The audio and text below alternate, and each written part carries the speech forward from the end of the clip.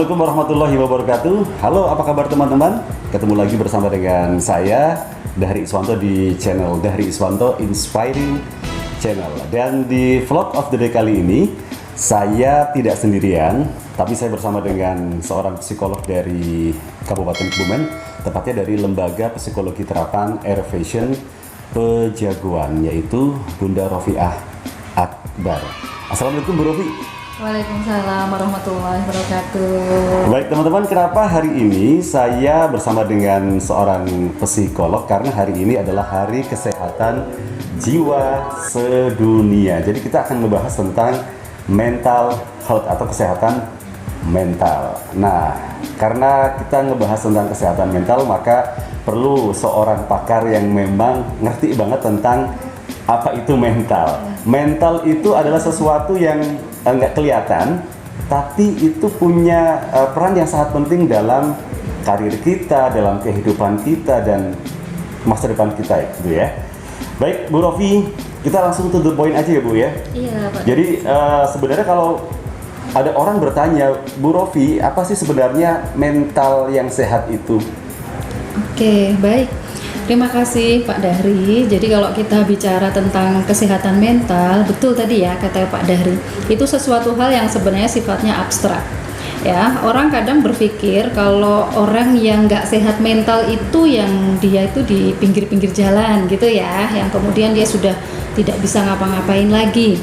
Nah, maka sebenarnya kalau kebetulan saya pribadi ini psikolog yang memang lebih banyak ke tindak-tindak pencegahan ya Pak ya, promotif ya, kemudian tindak pencegahan begitu. Kalau kita bicara sehat mental, sebenarnya kita harus menilai dari hal-hal yang paling simpel. Jadi seseorang, contohnya apa tuh, Bu?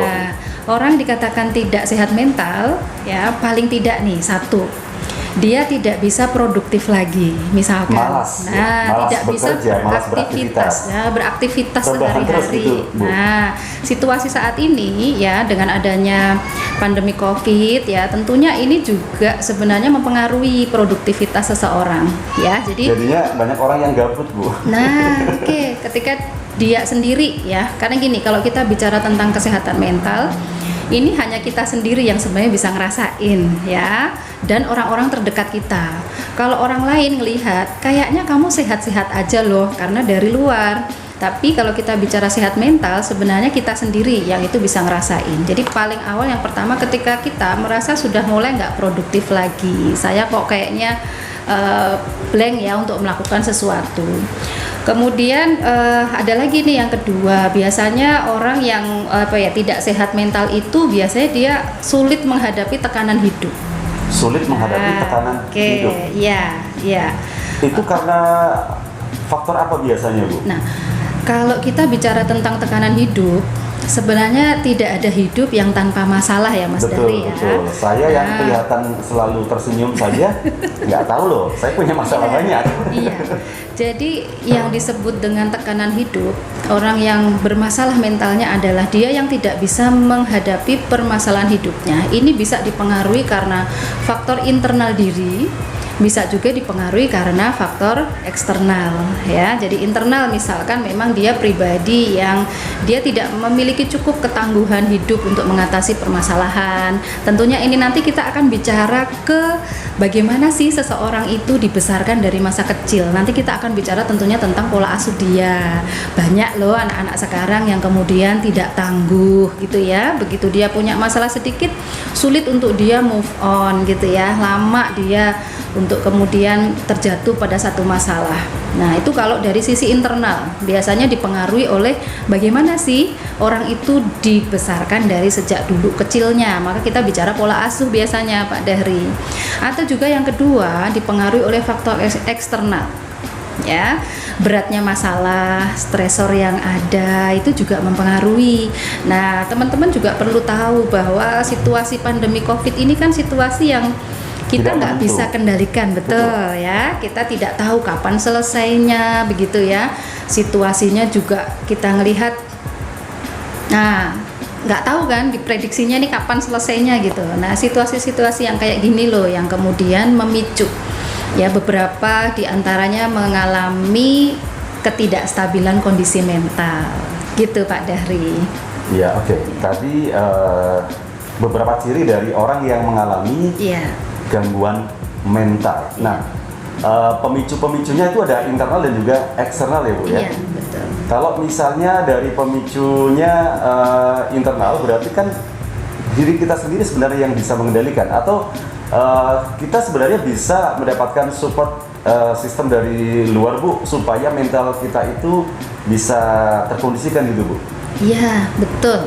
Jadi gini, kalau kita bicara tentang kesehatan mental, saya selalu sampaikan bahwa satu, kita harus sadari pada saat kita merasa tidak baik-baik saja.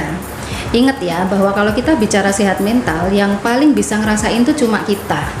Maka tahap awal adalah kenali ketika saya mulai tidak seperti biasanya. Misal, Yang dulu ceria, sekarang tiba-tiba Ya, jadi oke. sering ngurung di kamar gitu ya Bu ya? Karena kesehatan mental ini kan mempengaruhi ya, mulai dari aktivitas keseharian, kemudian pola tidurnya, pola makannya, gitu. Yang dulu biasanya dia bisa tidur nyenyak, tiba-tiba mengalami gangguan tidur, atau yang dulu dia nggak doyan makan, jadi sangat doyan makan, atau sebaliknya. Jadi ada perilaku-perilaku yang itu kayaknya kok aku nggak biasa. Itu yang pertama, sadari. Kemudian yang kedua, tentunya setelah menyadari, kita mencoba untuk mencari sumber-sumber yang bisa membantu diri kita. Tahap yang paling gampang adalah setelah kita menyadari itu, kita bisa sharing loh sama orang lain, ya. Kalau kita Jadi bicara, pertama adalah sharing, ya, minimal kepada keluarga sendiri dulu Nah, ya? Atau minimal kepada teman yang pada- memang aman, ya, saudara. bukan teman yang asal gitu ya Bu ya? Betul. Ya, maka misalkan kita sebagai perempuan, sebagai seorang istri, ceritalah pada pasangan hidup kita, pada suami. Kalau kita anak, maka ceritalah kepada orang tua kita. Atau kalau kita masih sendiri, cerita sama siapa? Sama sahabat. Ya, jadi sharing itu paling enggak sebenarnya membuka keran masalah kita agar tidak Mampet kita ya? sendiri tidak sendiri kita rasakan. Ada sebagian orang nih Bu yang dia tuh susah bercerita Bu kepada orang lain, dan dia lebih memilih untuk misalnya dia menuangkan dalam bentuk menulis atau mungkin dia menangis. Itu gimana Bu? Iya. Apakah itu bisa menjadi solusi atau langkah awal supaya kita tuh tidak mengalami yang namanya mampet emosi? Ya, ada ragam cara. Jadi kalau tadi sharing itu salah satu cara aja. Cara yang lain, kita sebenarnya mengenalnya istilahnya self care ya. Bagaimana kita memelihara diri kita. Setiap hari kita makan, setiap hari kita mandi, itu kan untuk menjaga fisik kita ya. Tapi kita nggak boleh lupa loh untuk menjaga mental kita. Apa yang bisa kita lakukan? Mulai dari yang pertama tadi sharing. Kalau kita merasa saya lagi nggak baik-baik saja, boleh ya sharing sama yang lain. Yang kedua, melakukan hobi. Ya, melakukan hobi. Sharing, Ya. melakukan hobi. Oke, melakukan Seperti hobi. saya misalnya hobinya bikin-bikin video gitu Bu ya. Nah, itu juga bisa melepaskan stres ya Pak ya. Atau ada yang sekarang kan lagi gandrung pada apa sih? Tanaman Berburu hias. tanaman. Nah, Ah. itu juga bisa ngurangin stres asal tidak berlebihan gitu ya. Kalau berlebihan nanti nambah stres baru. Ya. Selain itu juga bisa dengan melakukan aktivitas-aktivitas baru ya, aktivitas-aktivitas kan gini. Salah satu ciri sehat mental juga adalah seseorang yang dia bisa mengembangkan potensi dirinya. Contoh, sekarang rata-rata kan bekerja dari rumah ya, Betul, belajar dari rumah. Maka kalau kita pengen sehat mental, sebenarnya kita itu harus berusaha mengembangkan potensi yang ada. Dan kalau kita bicara potensi, teman-teman, ini proses pencarian seumur hidup loh sebenarnya. Harus terus digali, saya itu punya potensi apa. Misal, dulu ibu-ibu karena tersibukkan dengan bekerja di luar, ternyata ketika banyak di rumah, dia bisa menggali potensi-potensi baru. Tiba-tiba bisa bikin aneka masakan gitu ya, Dulu Bu. saya nggak bisa bikin kue, ternyata saya pinter loh ya bikin kue. Dulu saya nggak punya kesempatan untuk punya hewan peliharaan atau apa, ternyata bisa berkreasi. Dan itu juga salah satu cara sehat mental, mengembangkan resource ya, potensi-potensi sumber-sumber yang ada pada diri kita tapi belum termaksimalkan gitu Pak Dahri.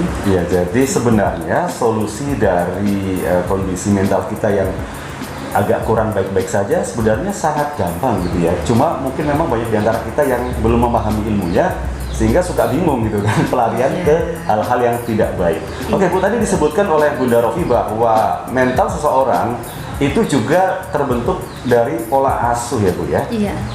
Itu seberapa besar pola asuh mempengaruhi mental seseorang ketika dia tumbuh menjadi remaja, dewasa, bahkan tua? Iya. Sebenarnya kalau kita bicara sangat berpengaruh ya, karena bagaimanapun sesuatu yang kita terima dari sejak kecil, pengalaman-pengalaman yang diberikan oleh orang tua kita, itu yang membentuk kita saat ini ya.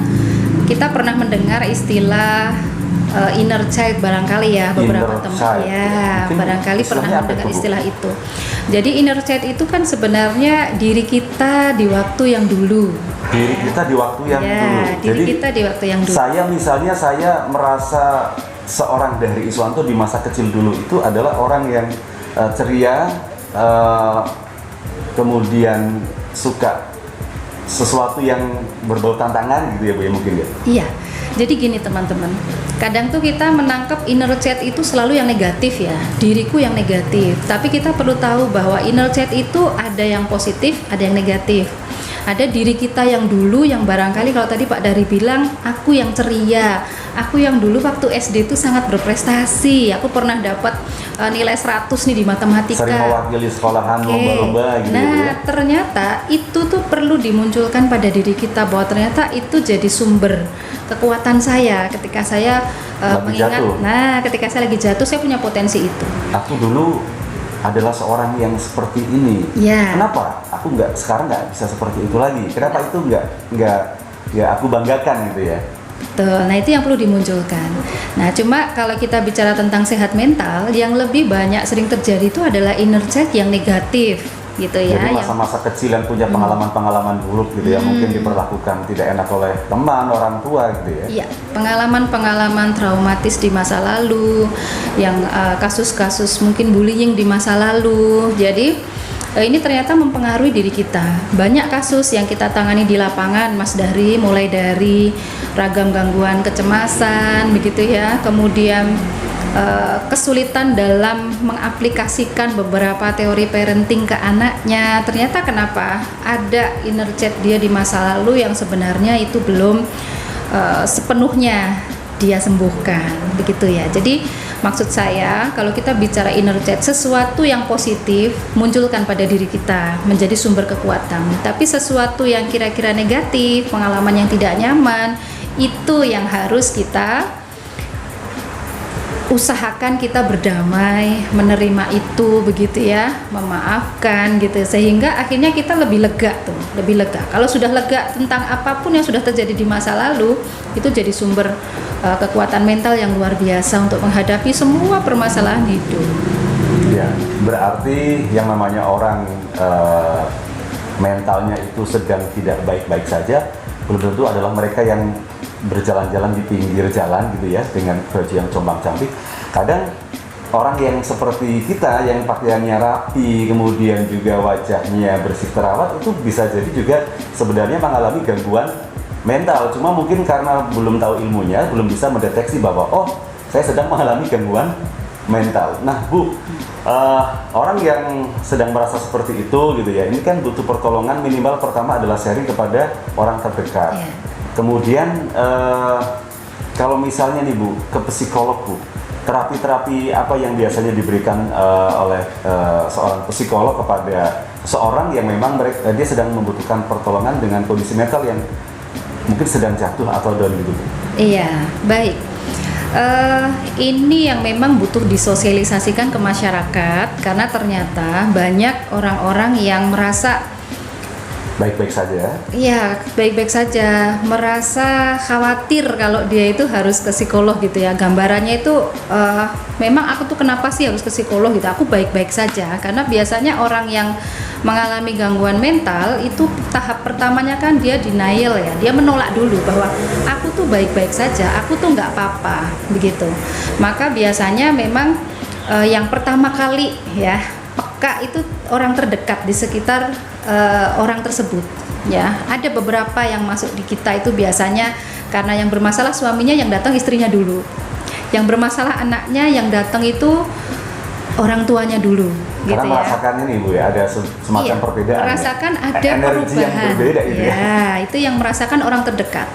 Nah, maka ini yang kemudian kalau tadi ditanyakan apa sih nanti yang akan dilakukan di psikolog itu, tahap pertama jelas kita akan lakukan asesmen dulu. Apa sih permasalahan apa yang terjadi?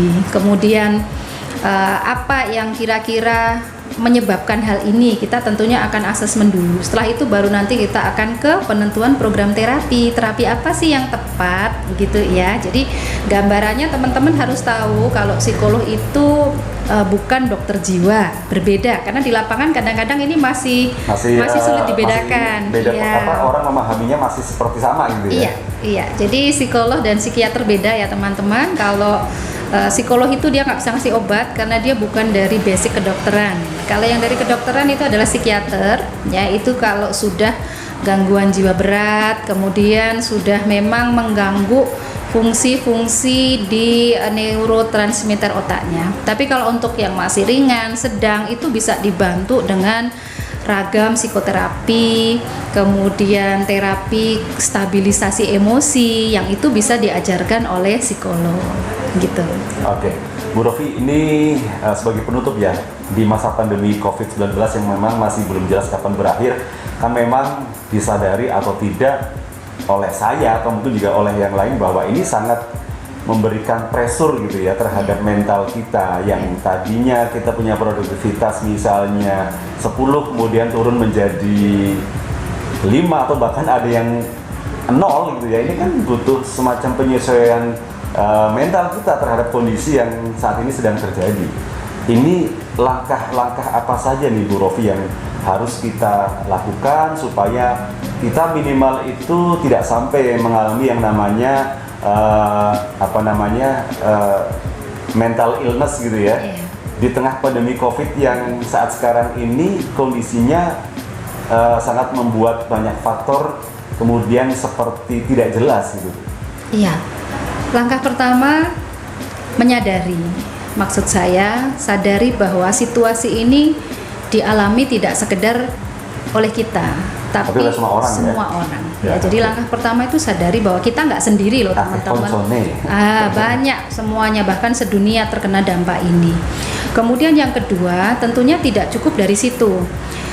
Ada satu persepsi yang harus dirubah dalam pikiran kita bahwa kalau kita dihadapkan pada situasi yang kita tidak bisa mengubah ya, maka kita diharuskan untuk kemudian dikembalikan apa yang bisa saya rubah gitu. Kalau situasi pandemi COVID ini nggak bisa saya rubah dalam waktu yang cepat, maka yang harus saya rubah adalah diri saya. Bagaimana kemudian saya melakukan tindakan-tindakan adaptasi kebiasaan baru, saya kan ya. Saya mungkin nggak nyaman loh dengan setiap hari harus bermasker. Saya nggak nyaman loh tiap hari anak-anak di rumah dengan adanya BDR. Saya stres berat loh gitu. Tapi kemudian kita berusaha untuk beradaptasi, ya. Jadi kita nanti bicaranya adalah kemudian tentang bagaimana setiap kita melakukan proses adaptasi kebiasaan-kebiasaan baru. Jadi kita tetap akan sehat mental kalau kita fokus pada apa yang bisa saya rubah, ya, yang dilihat di situ. Ya, jadi bukan sesuatu yang nggak bisa saya rubah itu nggak usah kita terlalu fokusnya ke sana. Kan kalau COVID ini kita nggak tahu, nggak bisa cepet ini kapan selesainya kita nggak tahu ya teman-teman. Maka kita fokusnya adalah ke diri kita, keluarga kita, orang-orang terdekat di sekitar kita. Iya, seperti itu barangkali. Oke, baik, terima kasih Bu Rofi untuk sharingnya di Vlog of the Day edisi kali ini. Mudah-mudahan memberikan banyak sekali pencerahan, manfaat untuk yang sedang menonton video ini. Dan sekali lagi, ini sangat penting sekali untuk kita sadari bahwa kesehatan mental itu yang bisa mendeteksi awal adalah diri kita sendiri gitu ya, yang harus kita bisa pahami ini apa yang sedang terjadi pada diri saya, dan selanjutnya adalah kita bisa melakukan sharing kepada orang yang kita percaya, bisa kepada orang tua, kepada keluarga, kepada teman, atau kepada ahlinya yaitu seorang psikolog yang akan memberikan bantuan yaitu terapi-terapi yang itu memang sudah dipersiapkan sesuai dengan standar atau prosedur yang memang sudah dimiliki oleh seorang psikolog. Baik Bu Rofi, mudah-mudahan apa yang kita perbincangkan pada hari ini memberikan banyak manfaat, dan Jangan lupa sekali lagi untuk Anda yang baru saja menonton video ini, yang belum subscribe, silakan Anda bisa tekan tombol subscribe-nya.